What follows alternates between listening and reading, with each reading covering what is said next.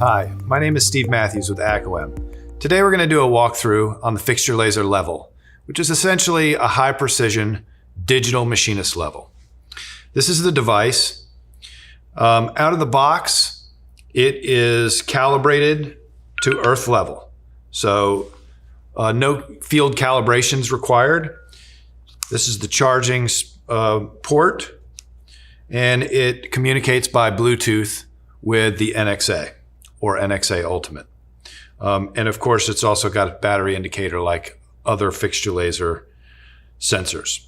So the Fixturlaser level is a dual axis high precision level. As you can see on the device itself, we have a beta direction and an alpha direction. So when we come over here to the NXA, the level icon looks like two little sticks and a sensor. And we turn it on and we instantly have a high precision level measurement on this base. So the application for Fixturlaser level is going to be a lot of mainly base leveling.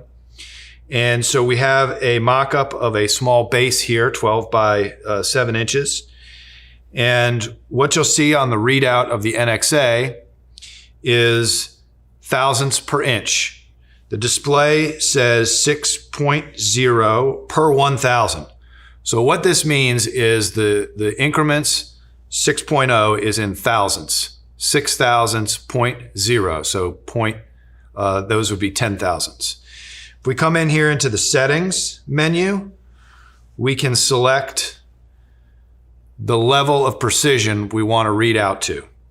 For today's measurement, 1/10,000th of an inch is plenty, but there is also a selection to go out one more decimal place.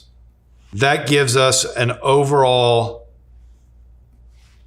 possibility of measuring down to about 1/10,000th per foot. So what we're going to do is walk through the different features of how the level works. As I set it down on my base mock-up, I see I have a measurement of 6 thousandths per inch. So it says 6 per 1,000. So that's thousandths per 1,000 thousandths. So that is thousandths per inch. What we have is a base that's about 12 inches long. And so according to this reading, and I'll work in just one direction to make this demonstration a little bit simpler, but it does measure in both directions. So at 6 thousandths per inch over 12 inches, I am out of level by approximately 72 thousandths. I have a couple of 75,000 shims here, and I will lift up this base,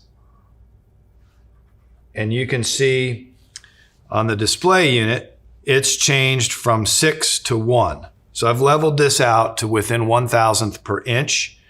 If you want to translate that to thousandths per foot, which is common amongst machinist levels, spirit levels, like a Starrett 98 or Starrett 199, that would translate to 12 times to get a per foot measurement. So 1,000ths per inch is 12 thousandths per foot. So as you can see, when we take the shims back out, we go back to 6 thousandths per inch.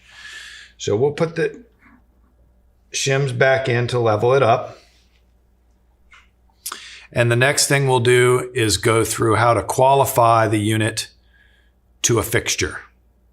The Fixturlaser level sensor is calibrated out of the box. However, there may be cases where we want to use some type of fixturing in conjunction with the sensor.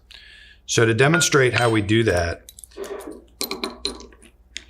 I will assemble the sensor with a mag base.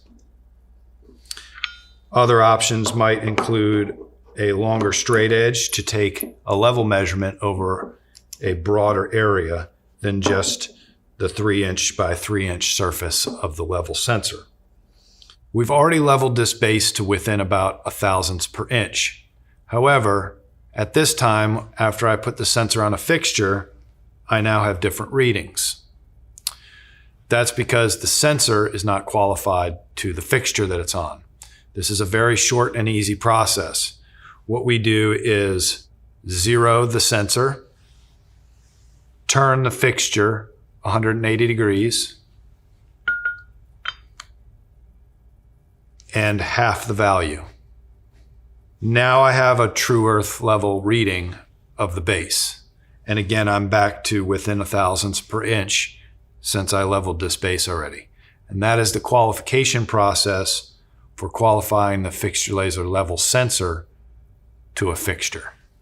Now that we've set up the Fixturlaser level, taken measurements, leveled a base, put a fixture on, qualified the fixture, now we will go through how to record the values. And this is one of the biggest values of the Fixturlaser level, is that unlike a Spirit machinist level, we can now record the values that we've measured.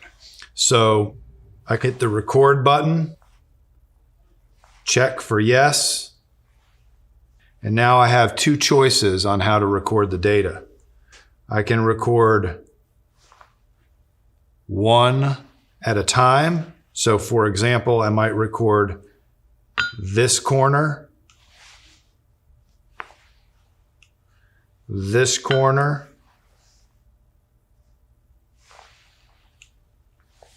this corner, and finally the fourth corner. This records one measurement at a time, and the other button records a series of measurements in a time capture. And that turns the time capture off. And then I turn off the recording. So I'm back to a live measurement. The other option that I have for saving and measuring data is to take a full measurement. Now, the reason why you might want to do this is to filter out some ambient vibration. So this takes a measurement over, in this case, a 5-second period. That period is user definable. And once you've hit that button, you can then record this measurement. So if there is some variation in it moving around, for example, because the area is shaking some, then I can smooth out that vibration by taking an average to capture.